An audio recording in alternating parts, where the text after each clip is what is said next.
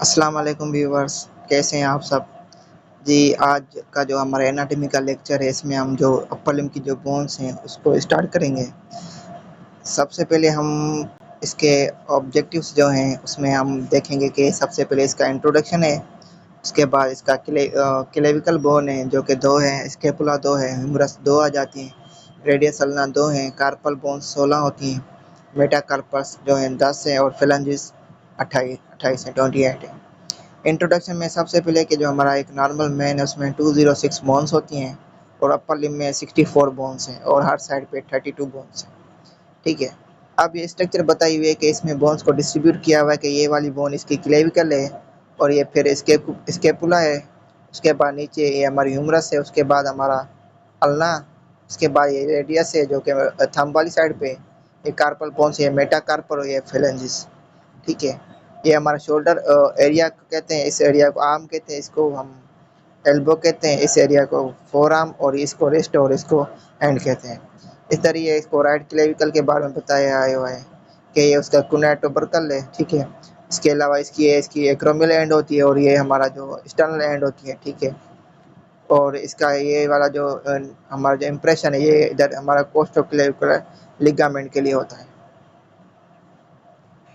ठीक है। सबसे पहले आज हम क्लेविकल के बारे में स्टार्ट करेंगे। सबसे पहले उसमें साइड डिटर्मिनेशन कैसे होती है और उसके बाद पेक्युलरिटीज पढ़ेंगे क्लेविकल की और फीचर्स। सबसे पहले ये बता रहा है कि जो हमारी जो क्लेविकल है ये एक लॉन्ग बोन है। इसके अलावा ये हमारी शोल्डर को सपोर्ट करती है। क्लेविकल जो है ना ये हमारी जो लिम्ब का जो वेट है उसको स्टर्नम के साथ ट्रांसमिट करती है। ठीक है। अब जो क्लेविकल के जो पार्ट्स है ना वो जो शाफ्ट है उनके दो एंड्स हैं, लेटरल और मीडियल। अब साइड डिटर्मिनेशन कैसे होती है कि साइड डिटर्मिनेशन करने के 3 पॉइंट्स हैं मेनली। सबसे पहले जो क्लेविकल का जो लेटरल एंड है वो फ्लैट होता है और इसका जो मीडियल एंड है वो लार्ज और क्वाड्रिलेटरल होता है। ठीक है। अब क्लेविकल को देखा जाए तो इसके जो मीडियल 2/3 है ना ये क्लेविकल कॉन्वेक्स होती है और ये फॉरवर्ड के डायरेक्शन में होती है और इसके जो लेटरल ये 1/3 जो है ये कॉनकेव होती है और फॉरवर्ड के डायरेक्शन में होती है। अब पेक्युलरिटीज के बारे में पढ़ा जाए तो इसमें ये एक फर्स्ट बोन है जिस जो कि ओनली लॉन्ग बोन है जो कि हॉरिजॉन्टली लाई करती है। इसके अलावा ये सबक्यूटेनियस है, मतलब कि इसको स्किन सप्लाई देती है। इसके अलावा ये फर्स्ट बोन है जिसमें ओसिफिकेशन स्टार्ट होती है। ठीक है।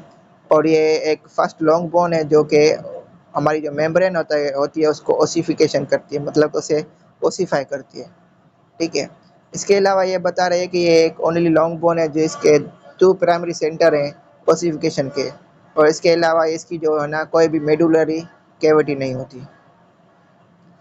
अब इसके हम फीचर्स देखते हैं कि इसका जो शाफ्ट है इसके एक लेटरली ये 1/3 इसका शाफ्ट होता है और मीडियल जो होता है इसका 2/3 शाफ्ट होता है। अब जो लेटरल 1/3 शाफ्ट है इसके 2 बॉर्डर है, इंटीरियर और पोस्टीरियर, और इसका जो मतलब इस पार्ट पे जो बोन है ना इसके 2 सरफेसेस हैं, सुपीरियर और इन्फीरियर। अब इसका जो सुपीरियर सरफेस है वो सबक्यूटेनियस है और इसका जो इन्फीरियर सरफेस है उधर एलिवेशन होती है जिसे हम क्यूनाइट टुबरकल कहते हैं। ठीक है। और एक रिज होती है जिसे हम ट्रेपीजॉइड रिज कहते हैं। अब इसके अलावा इसका जो मीडियल 2/3 है शाफ्ट का वो राउंड होता है और उसके 4 सरफेसेस हैं। इसके अलावा इसका जो लेटरल हाफ है सरफेस का उसमें एक लॉन्गिट्यूडिनल सब क्लेविन ग्रूव होता है और इसकी जो न्यूट्रन फोरामेन है वो इसके इस ग्रूव के लेटरल एंड पे लाई करते हैं। अब क्लेविकल की अगर एंड को देखा जाए तो इसकी लेटरल या एक्रोमियल एंड होती है। ठीक है। और इसके अलावा इसके पास एक फेसेट होता है जो कि एक्रोमियल प्रोसेस, इसकी जो एक्रोमियल एंड है ना ये हमारे स्केपुला के एक्रोमियल प्रोसेस के साथ आर्टिकुलेट करके एक्रोमियोक्लेविकुलर जॉइंट बनाती है। और इसके अलावा इसका जो एक्सटर्नल एंड है जो कि क्वाड्रिकुलर है वो जो है वो हमारी मैनिपुलर स्टर्नी के क्लेविकुलर नोच के साथ आर्टिकुलेट करके स्टेनोक्लेविकुलर जॉइंट बनाते हैं। इसके अलावा ये हमारी जो फर्स्ट कोस्टर कार्टिलेज है उसके साथ भी क्लेविकल जॉइंट बनाती है। अब ये इसकी स्ट्रक्चर बताई हुई है कि इसका ये वाला जो पोर्शन है इसका एक्रोमियल एंड है, इसका जो ये लेटरल साइड है ये 1/3 इसका रेशो होता है और मीडियल ये 2/3 होती है। इसके अलावा ये वाला रीजन इसका ट्रेपीजॉइड रिज है और नीचे वाला इसका ये हमारा क्यूनाइट टुबरकल है और नीचे इसका क्या है सब क्लेविन ग्रूव है। ठीक है।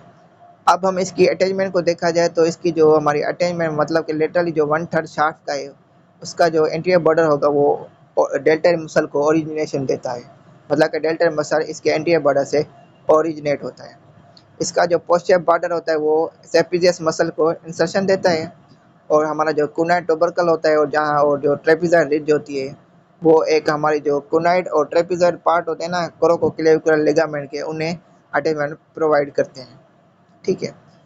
अब ये जिसका जो शाफ्ट का जो मीडियल टू थर्ड है उस पे हमारा जो एंटीरियर सरफेस है इसका, वो हमारा उधर से हमारा पेक्ट मेजर है वो ओरिजिनेट होता है।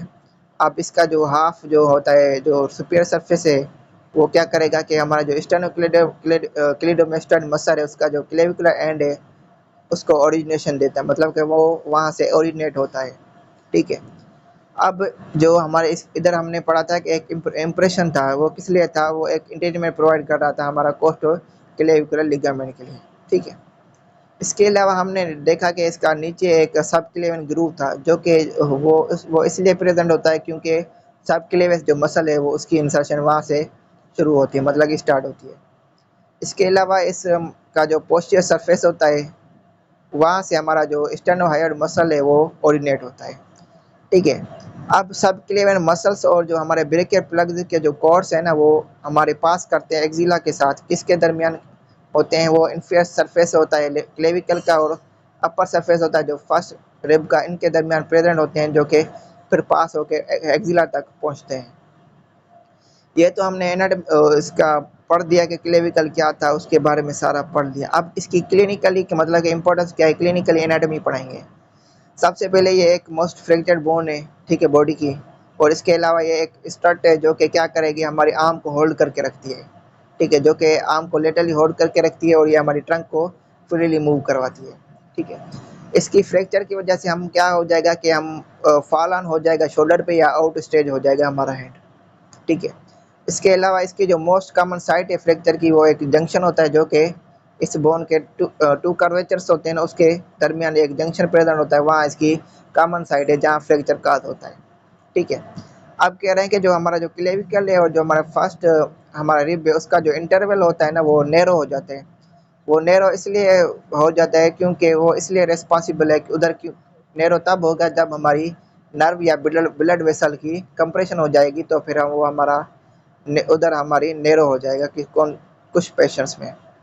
अब ये हमारी स्ट्रक्चर देखा जाए, ये हमारा एक्रोमियल एंड था, ये हमारा स्टर्नल एंड था। इधर हमने ये एक ग्रुप था सब क्लेवर ग्रुप, जहाँ हमारा मतलब कि सब क्लेवर मसल को उधर आएगा। ठीक है। और ये इधर हमारा पेक्ट मेजर मसल हो ये वो प्रेजेंट होता है। अब ये सेम ही बातें हैं कि मसल इंसर्शन है इधर, मतलब कि अब ये जो ब्लू का जो है ये बता रहा है कि इधर मसल की इंसर्शन है, और ये रेड वाला जो है इधर ये बता रहा है कि इधर हमने क्या है मसल ने ओरिजिन हो रहा है। ठीक है। अब ये जो हमारा जो ग्रीन वाला जो पोर्शन है ये बता रहा है कि इधर हमारे लिगामेंट्स हैं वो अटैच हो जाएंगे। ठीक है। इसके अलावा ये बता रहा है कि अब हमारा जो इधर देखें तो हमारा ट्रेपेजियस मसल होता है, इधर हमारा डेल्टॉइड मसल होता है। ठीक है। ये मसल के बारे में सारा बताया हुआ है। अब हमारी जो नेक्स्ट जो बोन है वो है हमारी स्केपुला। स्केपुला जो बोन है ये एक तो सबसे पहले फिलेट होती है और ट्रायंगुलर होती है। ठीक है। और ये हमारी जो पोस्टीरियर चेस्ट वाल है उधर लाई करती है सेकंड और सेवंथ रिब के दरमियान। ठीक है। और इसके पोस्टीरियर सरफेस पे क्या होता है, एक स्केपुला का स्पाइन होता है जो कि बैकवर्ड प्रोजेक्ट होता है। ठीक है। अब स्पाइन का जो लेटरल एंड होता है वो फ्री होता है और वो एक एक्रोमियन बनाता है। ठीक है। जो कि हमारा क्लेविकल के साथ आर्टिकुलेट करता है। ठीक है। अब स्केपुला की जो सुपीरियर लेटरल एंगल है ना वो एक ग्लिनाइड कैविटी बनाती है। ठीक है। जहाँ क्या होता है कि जो हमारा ह्यूमरस का जो हेड है वो उधर आर्टिकुलेट करता है। इसके अलावा जो हमारा कोरोकाइड प्रोसेस होता है वो एक तो प्रोजेक्ट होगा अपवर्ड की तरफ और फॉरवर्ड जाएगा अबव ग्लेनियर कैविटी में, और वो एक अटैचमेंट प्रोवाइड करेगा मसल्स और लिगामेंट्स के लिए। ठीक है।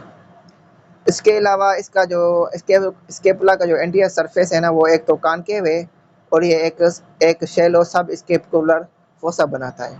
ठीक है।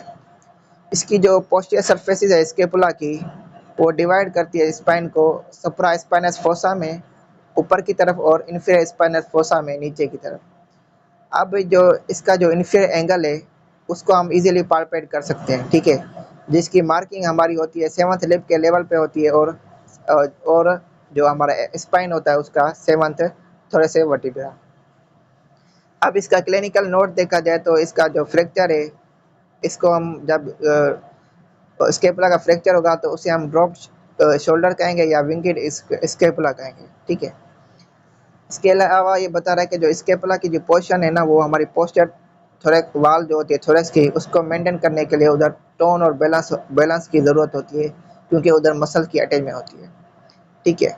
अब कहता है कि कब हमारा ड्रॉप शोल्डर हो जाए, मतलब कि जब हमारा ट्रेपेजियस मसल है उसकी पैरालाइज हो, जब ट्रेपेजियस मसल पैरालाइज हो जाता है तो हमारा शोल्डर ड्रॉप हो जाता है, ठीक है। ये एक इसका क्लिनिकल नोट है, क्लिनिकल एनाटॉमी है। इसके अलावा हमारी स्केपुला पे विंगिंग आ जाती है। विंगिंग ऑफ स्केपुला तब होती है जब क्या होगा कि हमारा जो सेरेटस इंटीरियर मसल है वो पैरालाइज हो जाएगा, तो हमारा विंगिंग ऑफ स्केपुला काज हो जाएगी, ठीक है।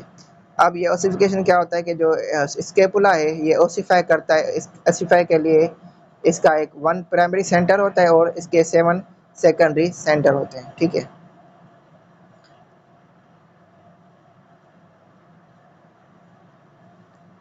अब ये हमारा स्केपुला, ये इसकी ये स्ट्रक्चर है। अब ये वाला इसका कोरोकॉइड प्रोसेस है। अब ये इधर की तरफ एक नोच की तरफ है, ये हमारी सब स्केपुलर नोच है, ठीक है। ये इसको इस पूरे रीजन को हम स्पाइन कहते हैं।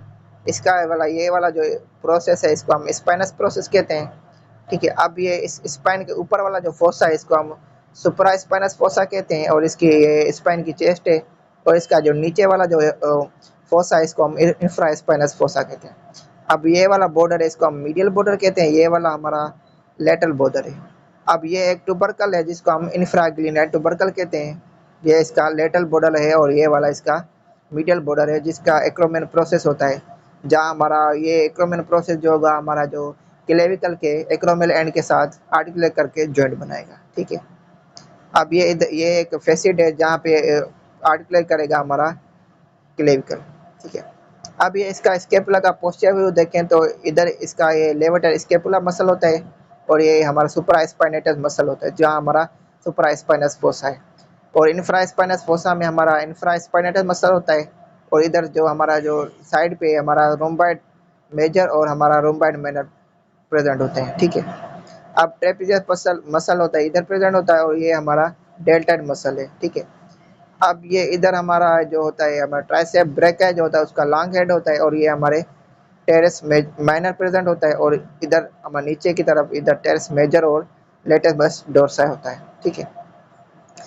अगर हम इसका इंटीरियर व्यू देखें तो इसमें हमारा जो इंटीरियर देखें तो इसका ये वाला जो पोर्शन है पेक्टर मेजर आ जाएगा, और ये हमारा सेरेटस इंटीरियर आ जाएगा, ठीक है। अब हमने ये पढ़ा था कि सेरेटस इंटीरियर की पैरालाइज की वजह से क्या हो जाता है, विंगिंग ऑफ स्केपुला हो जाती है, ठीक है। ये इधर हमारा सब स्केपुलर मसल आ जाता है, ठीक है। और इसके अलावा ये वाला जो पोर्शन है इधर ये ट्राइसेप ब्रेकिया का लॉन्ग हेड है, और इधर हमारे कोरोकोब्रेकियलिस और बाइसेप ब्रेकिया प्रेजेंट होते हैं, और ये वाला जो है ये बाइसेप ब्रेकिया का लॉन्ग हेड है। इसी के साथ ये हमारा लेक्चर एंड करते हैं। उम्मीद है आपको लेक्चर अच्छा लगा होगा। अगर आप मेरे चैनल पे फर्स्ट टाइम है तो लाइक कमेंट और सब्सक्राइब करने और अपना ख्याल रखें। बाय।